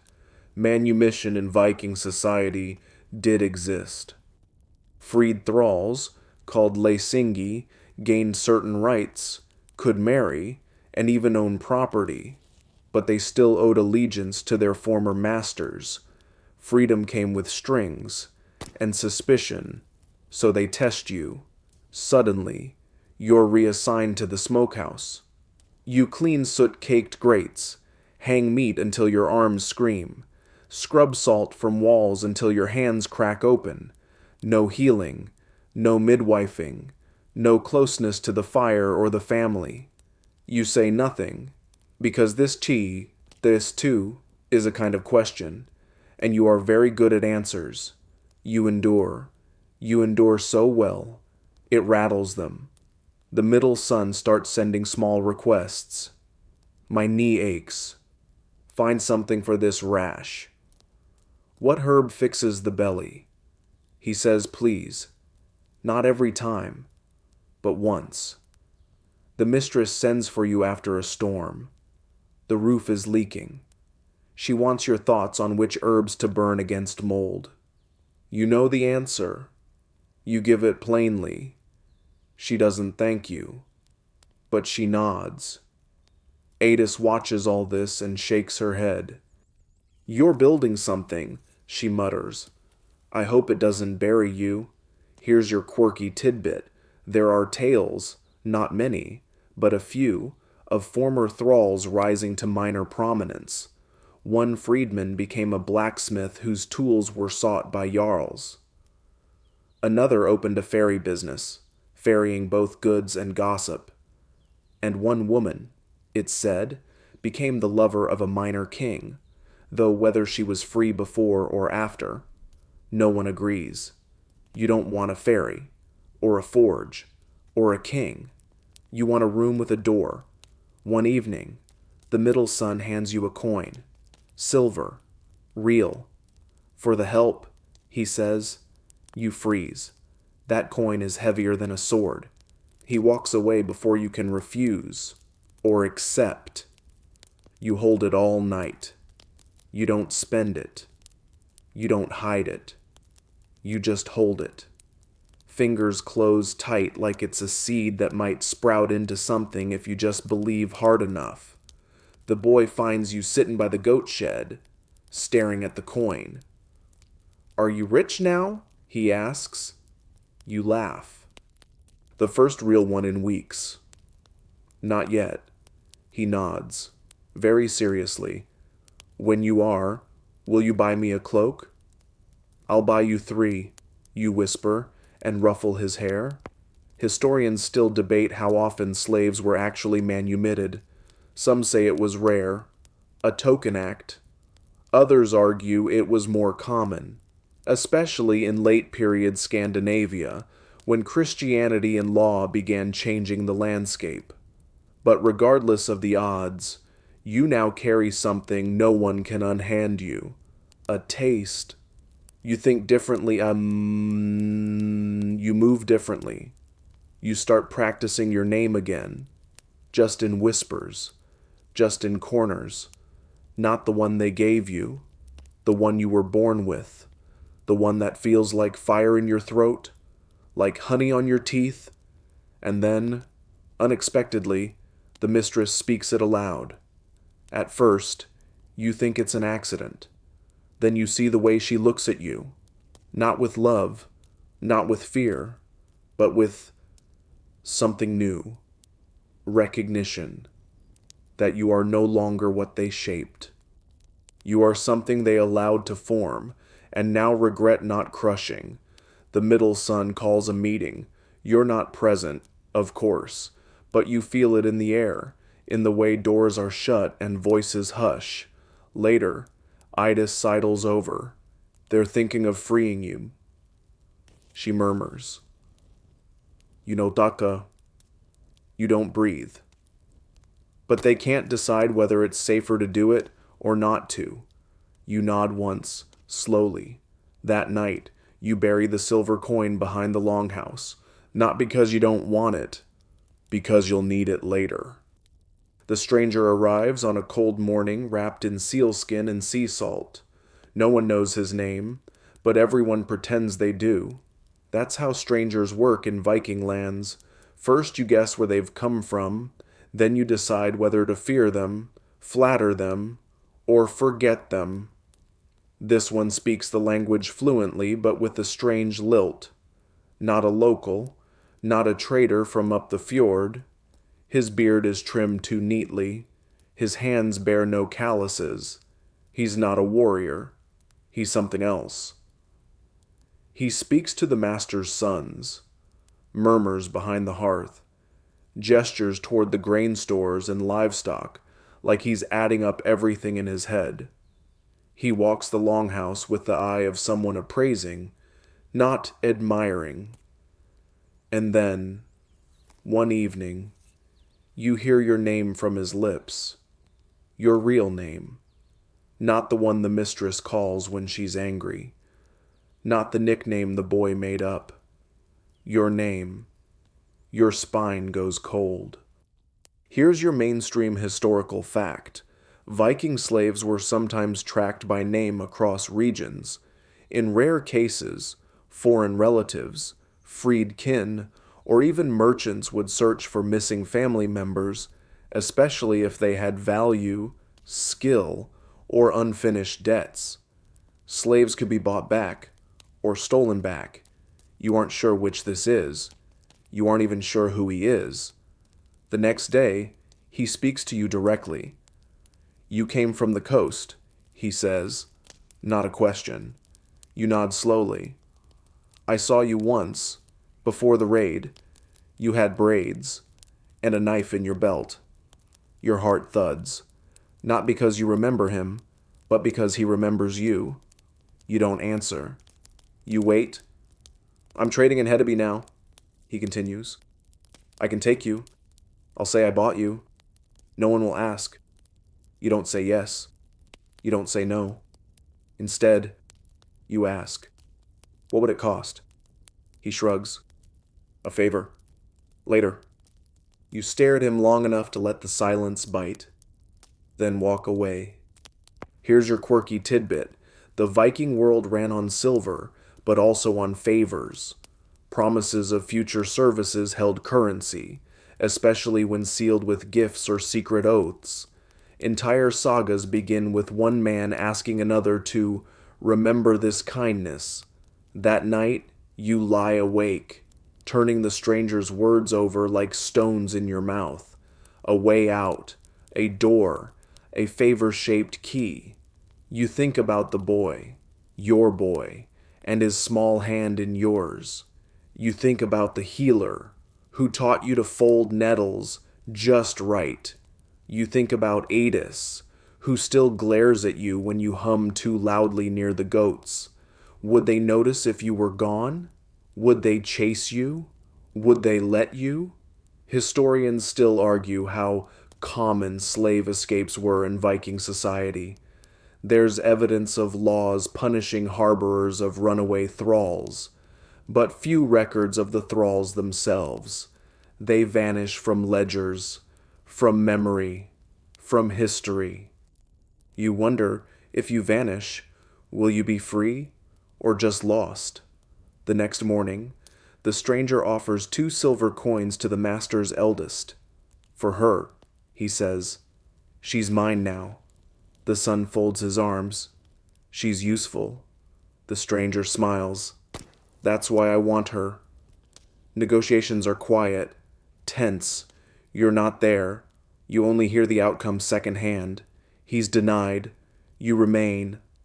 That night, the stranger is gone. You find a bundle hidden behind the firewood, dried meat, a bit of soap, 2 flints wrapped in waxed cloth, and a small scrap of parchment with your name etched onto it. That's the moment you break. Not because you're angry or scared, but because someone remembered your name and wrote it. That's never happened before. You burn the parchment. You eat the meat. You hide the flints, just in case. Adis notices your silence the next day. She says nothing, just hands you her old shawl and mutters about the wind being sharp. You nod. Here's the truth no one writes down. Freedom is not a door. It's 1,000 questions. It's guilt and guessing and the taste of dried meat on a night when your name is still ash in your mouth. You go to the boy and braid his hair. He grins, oblivious. You kiss his forehead. Not goodbye. Not yet. But maybe soon. You know now that if you walk alone. Not in the practical sense. You could follow the stranger's path, find the coast, trade one kind of bondage for another under a foreign name. You might even survive. But emotionally, spiritually, you'd leave pieces of yourself behind. The boy, his lopsided grin, the way he curls into you like a fox kit. Adis, with her growl and her grim nods and her silences that somehow speak more than sermons. Even the goats, stubborn and suspicious and weirdly comforting. They are not your family, but they are something, and you are someone now, not nothing, not furniture, not merely the shadow in the corner who stirs gruel. So when the middle son asks again, quietly, privately, if you'd ever leave, you meet his eyes and lie. No. You say it simply, softly, not for him, for you, because if you go, it won't be because he gave you permission. It'll be because you chose it, and that's not today. Here's your mainstream historical fact. Manumitted slaves in the Viking world often remained tied to their former masters for generations. Their children were not always free. Legal freedom did not mean social freedom. A freed thrall could own land, but rarely neighbors. So, you remain. But you prepare. You continue to gather things. Thread, needles, dried fish skin, salt, a second flint. Coins now number 3, not from wages, but from small moments. A successful goat birth, a villager's rash, soothed. A task done so efficiently, the master muttered something that almost sounded like, "Well done." You store them in a pouch beneath the floorboard. You don't count them often. You already know the weight. Adis finds you mending your old tunic one evening. She watches for a long moment. "You won't stay forever," she says. You shrug. "Maybe," she snorts. "No one like you stays forever." You want to ask what she means? You don't, because you think you already know. Here's your quirky tidbit.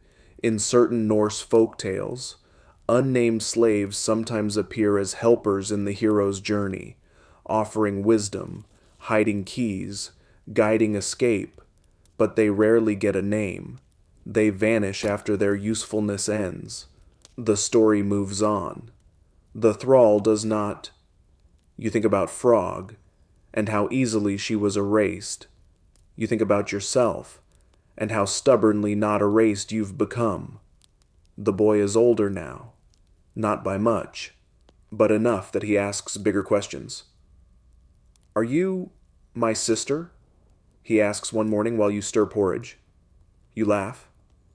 "No." "Are you my mother?" You pause. "No." He thinks for a while. "Then what are you?" You don't answer. Because how do you explain being the person who made sure he lived without being allowed to love him in the open? That night, you whisper your name to the stars.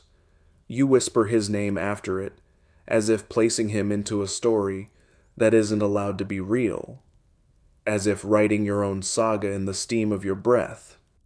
Historians still argue whether Viking slaves were buried with honor if freed. Some suggest they earned grave goods. Others say they were buried near crossroads, far from church grounds, even if they were technically free at the end.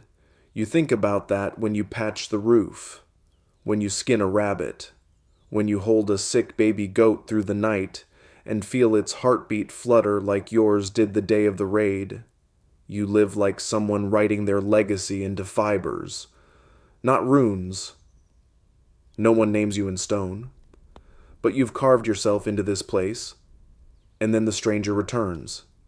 Different boat, different beard, same eyes. He doesn't speak to the masters this time, doesn't try to buy you. He walks past you in the market square, brushes a coin into your hand, a fourth. No words, just the coin. You don't look at it until nightfall. It's older than the others, bent, etched with a symbol you recognize from childhood, a sun ring. You hide it with the others. But now, it's different. Now, you are different, because now, you don't dream of fleeing. You dream of walking away with your name in your mouth, your pouch at your hip, and your past behind you, not like shame, but like firelight. Because when you go, it won't be as a shadow. It'll be as a woman. The season turns. Again. You've now watched enough winters freeze the earth, enough springs soak it, that you no longer count time in months, but in patterns. The goats begin shedding earlier this year. That means the summer will be hot. You file the thought away, while twisting wool into a makeshift rope. Your hands move automatically now. Your mind no longer needs to be in your fingers. The boy is nearly as tall as your shoulder. He still clings to your sleeve when storms come. Still asks if thunder means Thor is angry or just bored. You tell him it's both. He nods wisely, like he's cracked some divine joke. You've taught him how to grind grain, how to bundle firewood properly, how to press nettles without stinging his palms. The mistress thinks it's your job. You know it's your gift. Idis is slower now. She limps more. Her cough deepens. But she still glares like a wolf and can still slice raw meat, cleaner than any man in the house. Getting old, she mutters one day, watching you weave a basket without looking down. You're immortal, you say. She smirks. If only the gods were clever enough to notice. Here's your mainstream historical fact. Some Viking slaves grew old within their households, eventually being treated as part of the family, especially those who outlived multiple masters. But being familiar was not the same as being free. The collar, even invisible, still pinched. Your collar's looser these days, but it's still there. The master's sons have mostly gone. One has married. One now lives with his in-laws clan across the fjord. The youngest? You don't ask. The middle son, the one who spoke of freedom, visits less now. But when he does, he nods to you like he's greeting a peer. He never says the word again, freedom, but you feel it hanging in the space between your eyes and his mouth. You've not taken the coins from the floorboard, but you dream of them.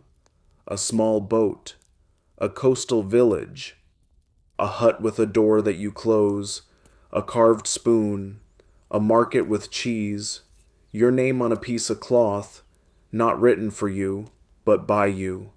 The boy asks you one evening if you'll ever leave. You tell the truth. I don't know. He nods. He's old enough to accept it, old enough to understand that love doesn't always mean staying. Here's your quirky tidbit.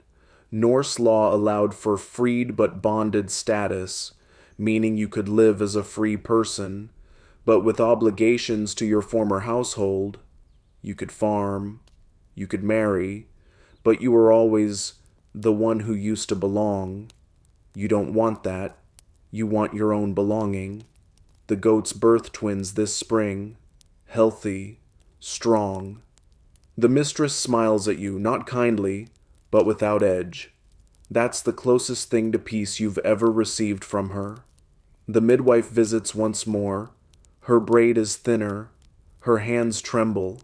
She hands you a satchel and says, "I won't come again." You nod. "Everything you need is in there," she says. "Don't waste it on fools." You don't. When the summer solstice comes, the village dances. You watch from the edge of the firelight, weaving flowers into the boy's hair. He protests, then laughs when you tickle his ribs. A girl passes you in the circle. Young, new, quiet. She doesn't know you. Not yet. But she looks at you like you're something solid, something possible. You nod once, and later, you slip a dried sprig of mint into her pocket when no one's looking. Call it a blessing. Call it a breadcrumb. Call it the beginning of her own saga. Historians still argue whether slaves in the Viking world truly ever escaped their status, or if the shadow of bondage followed them to the grave. But you know this. You no longer flinch at loud voices. You no longer lower your eyes to boots. You sleep with both hands above the blanket. You wear your name like armor now. Quiet, polished, whole. And one day soon, when the weather is just right and the tide favors the bold, you will rise before the sun, tie your pouch to your belt, and walk toward the path that bends through the pine. No one will stop you, because by the time they realize you're gone, you'll already belong to yourself. The fire is low now. The embers sigh, glowing orange beneath a blanket of ash. The longhouse has gone quiet, save for the slow creak of timbers settling into sleep and the breath of goats murmuring through straw. You lie on your mat, the woven wool pulled to your chin, the familiar scent of smoke and pine and salted wool wrapping you like a memory. You're not cold. Not tonight. Outside. The stars blink through the smoke hole. You trace constellations in your mind. Not for the gods, not for prophecy, but just because they are there. Still, steady, yours to name, if you feel like it. Your hands no longer ache. The blisters have faded. Even the scar on your left palm, burned there by the cook's pan so long ago, is barely raised. The pain has softened into history. You're not sure what tomorrow holds.